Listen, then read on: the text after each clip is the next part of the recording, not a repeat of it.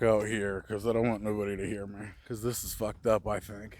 All right, I'm not sure how well you can see this because we got all this light behind us, but I'm working on this 2007 Audi up here. Anyway, he's talking about selling it. I hear him talking on the phone. Now, if you guys don't know anything about the used cars or new cars, prices are through the roof right now. Actually, they're up maybe 30% or 40% something from last year. So, like on average, new cars are selling for like $6,000 to $10,000 more than they did last year, something like that. I'll look some graphs up and I'll put them up here on the screen. What's happening is he's got this kid that's coming over here to look at the vehicle, and he's got a Carfax. Well, I'm looking at the Carfax, and it's not to the vehicle. It says a 2007 Audi A4, all that, but the VIN number doesn't match. So the guy is straight up lying to this kid. Kid's like 18 or 19 years old. So this kid's gonna come over here and look at this vehicle and see this Carfax. It's gonna say it's clean, 100%, everything looks good on it. But I can tell you, this car is a piece of fucking shit. That's the customer. The customer's doing this. I'm just here hired to do the timing belt. Do I stay out of this situation? Or do I let the kid know, hey, brother, I don't think you should buy this, and tell him what's going on? I mean, what do I do with this? So the right thing to do would be tell the kid, right? But I don't want to ruin the relationship with the customer because, you know, I haven't been paid yet. I've only been paid a few $100 up front. I mean, I'm charging about $700 for this timing belt replacement. And I've only got $200 up front, $250 up front. If I tell the kid not to buy it and tell him what's going on, this other dude might shut this job down and be like, fuck you, dude, get out of here. And then I'll lose the money. And if you've been following me at all, we can't lose the money. If I was in a situation where I had more money, I know what I would do. I would tell the kid, hey, don't buy this car. Dude's straight up lying. It's a piece of shit. I'm not in that situation right now. Kid's on his way over. I'll let you guys know what I do. I'll just see how it goes. I'll play it as he gets here. Bro, I had to turn the camera back on. As I'm sitting here waiting, I'm getting nervous. I'm sitting there working, and it's almost like, you know, when you was in high school and you knew like you had to fight somebody after school and you was in like third period and you had to go all day waiting on it.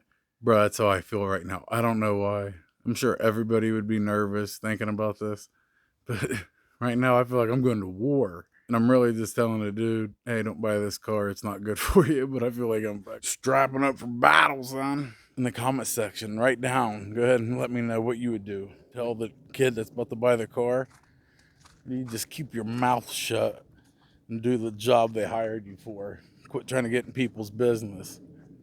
Because that's about how I feel. You know, I'm like, dude, I should just stay the fuck out of this business. But there's also that part of you that's like, no, if I was buying a car, it was fucked up, and somebody's trying to rip me off, I would hope somebody would be like, hey, don't do that, man. Dude's ripping you off. You know, this kid, he probably works at Wendy's or one of these little small places.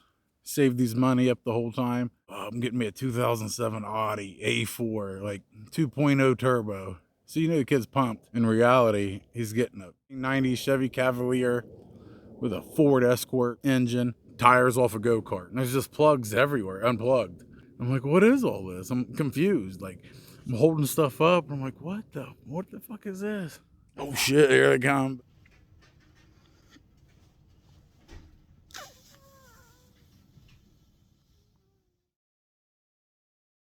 I have more drama doing this mobile mechanic work than anybody in the world. I promise you. This shit, it's bonkers, dude. So now I'm down there and I decided to stay out of it. That kid was gonna come and he's gonna buy this car.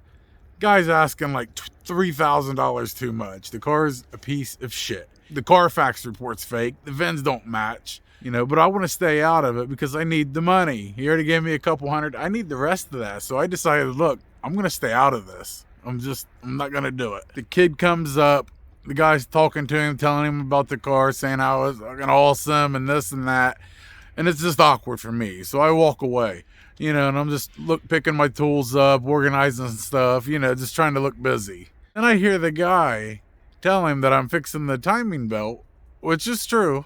But I heard him say, well, this engine's a rebuilt engine. My mechanic rebuilt it just maybe like 3 weeks ago. So this engine's rebuilt. It's pretty good. And the guy said, do you have any paperwork for it? Now, he didn't think I was listening because I was like 20 feet away. He goes, well, you can ask him. The mechanic's right there. And putting him on the spot like that. So if he says the mechanic's right there, the kid's probably not going to ask. He's going to be like, oh, okay. So I heard him say that. And I was like, what the fuck? He didn't think the kid would come over and ask me. Well, he did. The kid walked right up to me and said, "Sir, when did you rebuild that engine? And have you done any more work to it?" And I was honest with him. I looked him straight dead in the eye. I said, "I have no idea what you're talking about, brother." I said, "I just met this dude for the first time yesterday. This is my second day working for him. I'm replacing the timing belt. That's it." The kid was nice. He goes, "All right, thank you, sir." He looked my customer right in the eye and was like, "Thank you for showing me the vehicle, but I'm going to pass." And as soon as he got in his car, my customer was like, "What the fuck, man? Why couldn't you just go along with that, bro? I was going to knock you off $300 or $400. I said, "First off, you didn't even come to me and ask me, like, set something up, you know? You just expected me to do this." And I was like, "I'm the wrong dude to do that, man." I said, "I'm a stand-up dude. I'm not going to lie to some kid." I said, "I was going to let you slide with everything else." I said, "I wasn't going to get involved, but you can't bring me into it and expect me to go along with your bullshit." I said, "It ain't going to happen." "Well, you know what? Fuck it. Just give me my $200 back, get your tools, and get the fuck out of here." I said, "Really? You want to cancel this job? That's how you're going to do this right now?" I said, "Okay, I'll grab my tools." I said, "But you ain't getting the fucking money back." I said, "I've already done 5 hours of work here." I said, "You're lucky I don't hit you with a mechanic lien right now." So I just start packing up my shit. And this dude's not letting it go. He's like, "No, you're going to give me my fucking money." And I just ignored him the whole time. First of all, I wasn't scared at all. If this dude came at me, I think we'd have been all right. And he kept going on about it. I was ignoring him for a long time. I said, "Look, bro, I've done the work." I said, "You're canceling over some bullshit." I said, "I'm not going to give you the money back." Well, he goes in and gets his brother. Well, he just got done telling me earlier that day that his brother played in the NFL. Something Jennings was his last name. He walked up, and this dude's huge. He's like 6'5", about 320 pounds. I was like, holy shit. You know, like, I'm a big dude. I'm a 280-pound man, but this dude towered over me. Well, it wasn't going to be a good day for me, especially if both of them came after me. So when he walks out, he looks at me and goes, "Hey, you need to give my brother his money." And I just got quiet for a second, like I froze. I was like, And then I was like, "No, I ain't going to give you the money either." I said, "It just ain't going to happen, bro. He fucking canceled the job. I've done all this work." I said, "Actually, he should be paying me more." Took my tools and I walked back to the car. Well, I grabbed my old pew-pew when I was at the car. And I'm not going to pull it out on somebody or do anything like that. But I carry it for a reason, you know, just in case. So I put it in my pocket when I walked back to get my last bit of tools. If these two dudes go at me, hey, I'm justified at that point. You know what I mean? But they seen it. I seen these eyes look right at it. And now they were still talking shit. But they wasn't going to do nothing. And got my stuff, flipped them the bird as I got in the car, told them to fuck off, and I pulled out. The thing is, he only lives like 2 streets over. And I hope he don't know that. It ain't like I drove far. I drove 45 seconds away from him. The audacity of that man thinking he could just bring me into it. Like, "Hey, ask this guy right here. He'll vouch for me. He did it." Fuck no, man. Shit's crazy. So I wasn't even supposed to make a video till Thursday, but hey, when content like this comes up, man, you got to jump on it. All right, guys, if you liked the video, give me a thumbs up.